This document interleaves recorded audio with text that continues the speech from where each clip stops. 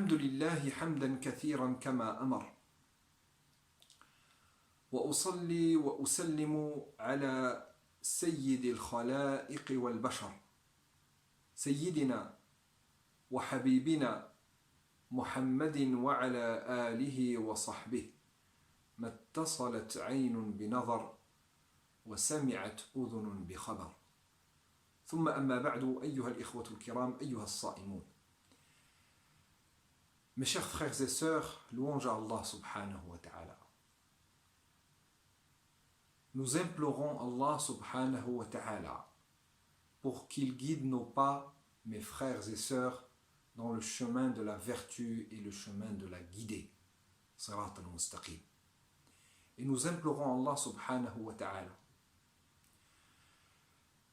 pour qu'il englobe notre bien-aimé messager Muhammadun sallallahu alayhi wa sallam de sa bénédiction. Allahumma salli wa sallim wa barik alayhi wa ala alihi wa sahbihi wa sallim tasliman kathira. أما بعد أيها الإخوة الكرام فها نحن أيها الإخوة نعود إلى موضوع آخر من المواضع التي تتعلق بالصيام وهذا الموضوع هو موضوع التغيير والإصلاح. فقد قررنا في الدرس الماضي أن من أهداف الصيام التقوى وحتى نصل إلى التقوى فلا بد من سلوك سبيل ونهج التغيير والإصلاح. فلن نحصل على التقوى بين عشية وضحاها بل لا بد من شروط حتى نصل إلى هذا المبتغى العظيم الذي نسأل الله تبارك وتعالى أن يهدينا وإياكم إلى الوصول إليه. Mes chers frères et sœurs, le thème d'aujourd'hui, c'est un thème qui est en relation avec le thème que nous avons abordé la dernière fois, dans le dernier discours, qui est les finalités du jeûne. Et en l'occurrence, nous avons parlé de taqwa, qui est la plus grande des finalités et le plus grand des objectifs. At-taqwa, comme Allah subhanahu wa ta'ala l'a cité dans le verset du Coran. Et pour arriver à la taqwa, bien sûr, il faut emprunter un chemin. Ce chemin, c'est le chemin du changement, le chemin de la réforme, le chemin du fait de corriger, de la correction, corriger ses erreurs, corriger la manière dans laquelle on entreprend d'adorer Allah subhanahu wa ta'ala, corriger notre éthique, corriger notre foi, corriger les erreurs de nos actions et de nos adorations. Alors, mes frères et sœurs, je vais parler de ce sujet et je vais aborder en l'occurrence quelques points très importants. أيها الإخوة الكرام، من أهم الأشياء التي نستطيع أن نذكرها في باب التغيير والإصلاح أن الله سبحانه وتعالى بعث نبيه صلى الله عليه وسلم في أمة كانت في جاهلية وقد وفق الله تعالى نبيه صلى الله عليه وسلم إلى إصلاح الناس في مدة لا تتجاوز 23 سنة. في مدة 23 سنة أيها الإخوة الكرام غير النبي صلى الله عليه وسلم وجه الجزيرة العربية. غيرها لأنه صلى الله عليه وسلم كان قدوة وكان إماما صلى الله عليه وسلم. كان إماما في خلقه وكان إماما في عمله وكان إماما في عقيدته وفي توكله على ربه سبحانه وتعالى. Notre bien-aimé, le prophète Mohammed sallallahu alayhi wa sallam, Allah l'a envoyé. Il a envoyé vers la communauté des Mécois, vers les gens de la Mecque. Le prophète sallallahu alayhi wa sallam quand il est arrivé, il a trouvé un peuple. Quand il a été envoyé et qu'il arrive vers son peuple pour annoncer qu'il est un messager, sallallahu alayhi wa sallam, il trouve un peuple qui est dans l'ignorance, totale, al-jahiliya, l'ignorance dans tout ce qui est en rapport avec le dogme, avec l'aqidah, l'ignorance dans l'éthique, l'ignorance dans la manière d'adorer, l'ignorance dans les actions. Alors le prophète sallallahu alayhi wa sallam, par la grâce d'Allah subhanahu wa ta'ala, a réussi à changer le peuple mécois en moins de 23 ans, alayhi salatu wa sallam. Il a fait une réforme totale du peuple des Mécois, alayhi salatu wa sallam. Alors nous allons aborder, incha'Allah ta'ala, bi'idhnillahi tabaraka wa ta'ala, le sujet de quels sont les facteurs pour changer, incha'Allah tabaraka wa ta'ala. Pour que, dès lors que le mois du Ramadan sera terminé, on aura bi'idhnillahi ta'ala changé et on se sera corrigé bi'idhnillahi tabaraka wa ta'ala. Quels sont aussi les obstacles qui nous empêchent de changer. Et nous avons aussi parlé, incha'Allah tabaraka wa ta'ala, de quelques conseils pour, incha'Allah tabaraka wa ta'ala, changer. إذن أيها الإخوة سنتكلم إن شاء الله تبارك وتعالى عن عوامل الإصلاح، عن بعض عوامل الإصلاح وعن بعض عوائق الإصلاح، ثم بعد ذلك نتكلم عن بعض فرص التغيير. فأما أيها الإخوة الإصلاح فهو أمر لا بد منه. فالمصلحون الله سبحانه وتعالى ينجيهم من العذاب. وما كان ربك ليهلك القرى بظلم وأهلها مصلحون. مسألتان أيها الإخوة الكرام، إذا اتصفت أي قرية أو أي قوم بهما فإن الله سبحانه وتعالى ينجيهم من العذاب. وما كان ربك ليهلك القرى بظلم وأهلها مصلحون. إذا كان أهل القرية مصلحون فإن الله تعالى لا يعذبهم. كذلك إذا كان القوم يستغفرون الله وما كان الله ليعذبهم وأنت فيهم وما كان الله معذبهم وهم يستغفرون. Mes chers frères et sœurs, Allah subhanahu wa ta'ala, en parlant de la réforme et en parlant aussi de ce qu'on appelle l'islah, le changement, Allah subhanahu wa ta'ala ne punit jamais un peuple réformateur. Jamais. Les savants disent que, à travers les versets coraniques, Allah subhanahu wa ta'ala nous dit que jamais Allah subhanahu wa ta'ala ne châtie un peuple ou ne punit un peuple qui est réformateur. وَمَا كَانَ رَبُّكَ لِيُهْلِكَ الْقُرَى بِظُلْمٍ وَأَهْلُهَا مُصْلِحُونَ. Et Allah subhanahu wa ta'ala ne punit jamais et ne fait jamais subir un supplice ou des troubles difficiles à un peuple qui demande pardon, c'est-à-dire qui dit astaghfirullah. Ya Allah, nous reconnaissons nos erreurs et nous te demandons pardon. Ya Rabb al-Alamin. Ô Seigneur, Ya Allah, à partir d'aujourd'hui, j'arrête. Ya Rabb al-Alamin, donne-moi la force d'arrêter de faire des erreurs.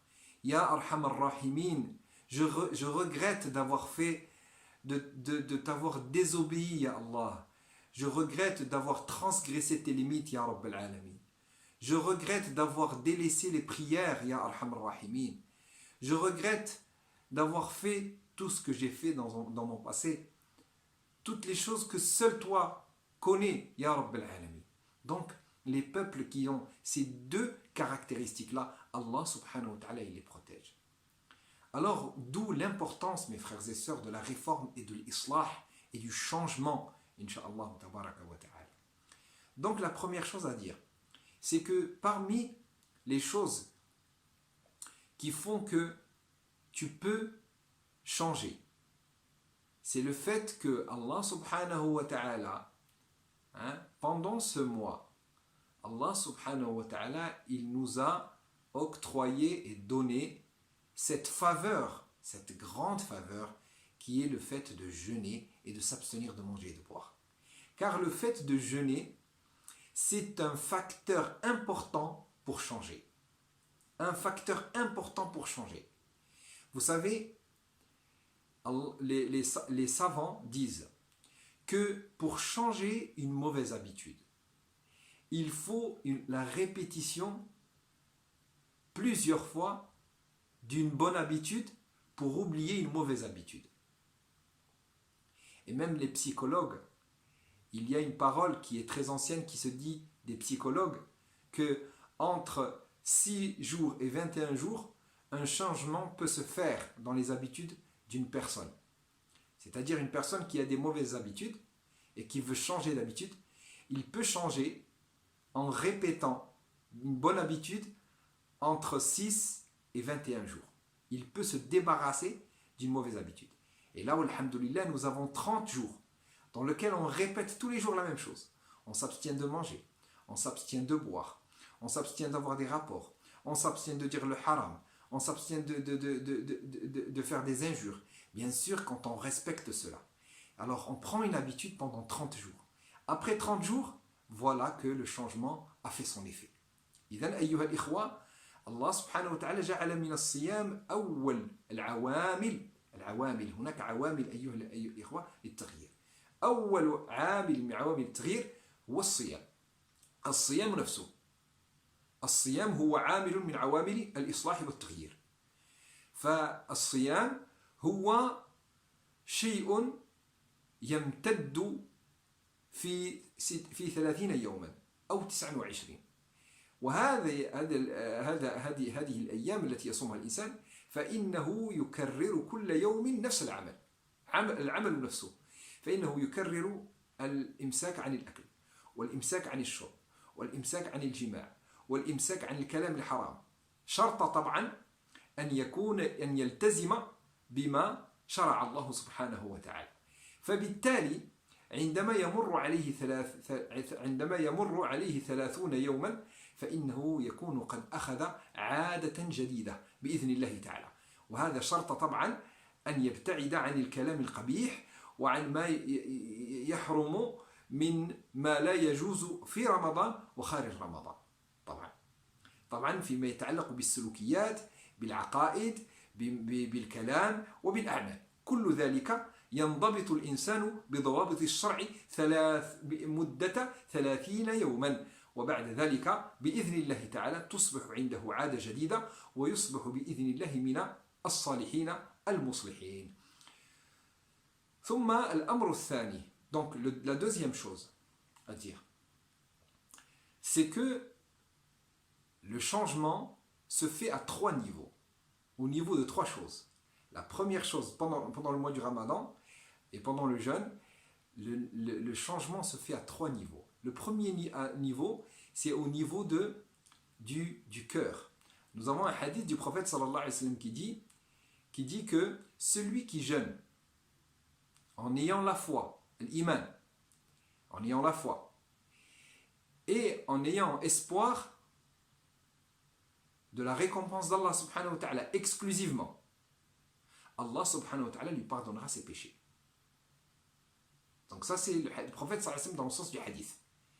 Donc vous avez vu, le prophète sallallahu alayhi wa sallam souligne l'importance de la sincérité et de faire l'action, le jeûne pour Allah subhanahu wa ta'ala.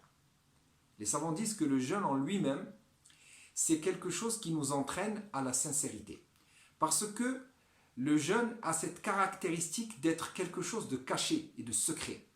C'est-à-dire que quand on observe les gens, dans leur apparence, on ne peut pas distinguer celui qui jeûne de celui qui ne jeûne pas. Mais en ce qui concerne les autres actions, on peut distinguer par exemple celui qui fait la prière de celui qui ne la fait pas. D'accord ? Donc, le jeûne est quelque chose de secret. Donc, c'est quelque chose en fait qui travaille la sincérité en Allah subhanahu wa ta'ala, et c'est-à-dire la foi et le dogme, le vrai dogme. as-sahih. La deuxième chose, c'est que le changement se fait aussi au niveau de l'éthique, du comportement. Le prophète sallallahu alayhi wa sallam a dit, dans un hadith qui est long, il dit que quand on jeûne, si quelqu'un nous fait une injure, ou quelqu'un s'attaque à nous, on doit lui dire simplement « Je suis en état de jeûne ». Inni mru'un sa'im. C'est-à-dire, je ne dois pas répondre. Je ne dois pas répondre à la violence de la personne, que ce soit une violence verbale ou physique. Donc, ce hadith aussi nous montre que le jeûne a un effet de changement sur l'éthique. Après, il y a le changement dans les actions aussi, dans les actes, dans l'adoration, puisqu'on sait que dans le mois du Ramadan, les adorations sont multipliées. Ce qui fait que on fait le tarawih, on fait les prières, puisqu'on jeûne. On ne peut pas se permettre de jeûner et de laisser la prière. Donc, c'est pour ça qu'on voit dans les mosquées que pendant le mois du Ramadan, les mosquées sont pleines. En dehors du Ramadan, les mosquées sont vides.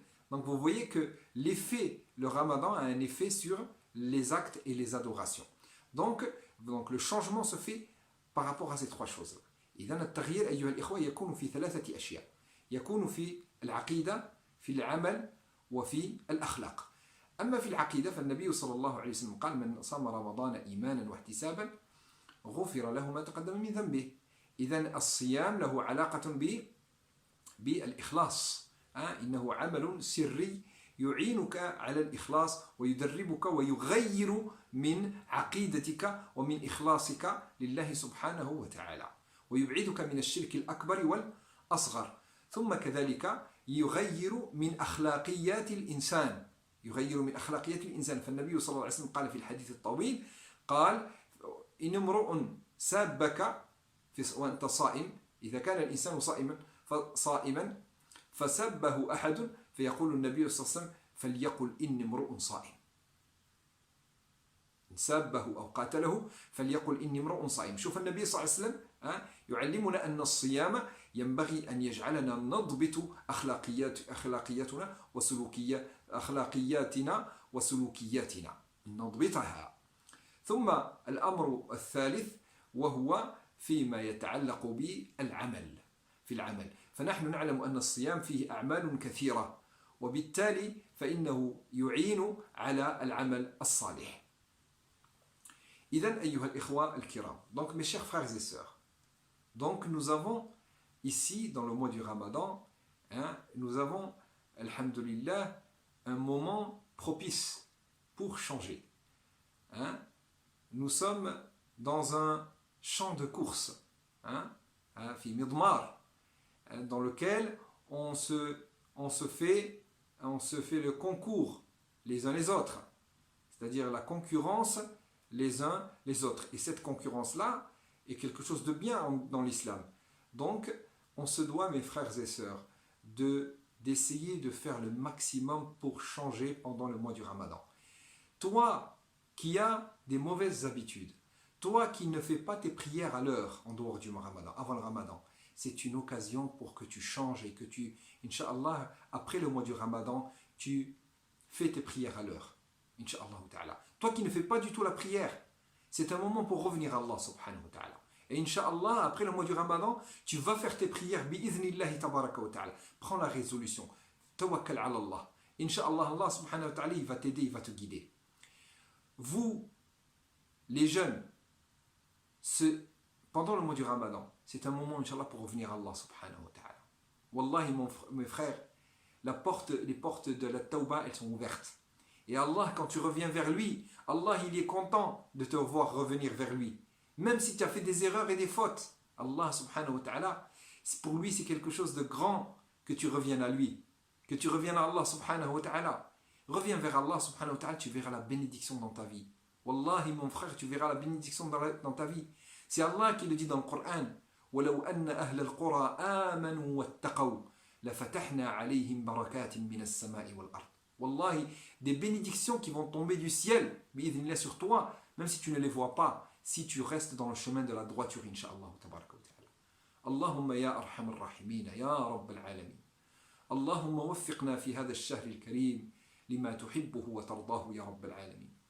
Allahumma ya arhamar rahimin, ya rabbal alamin.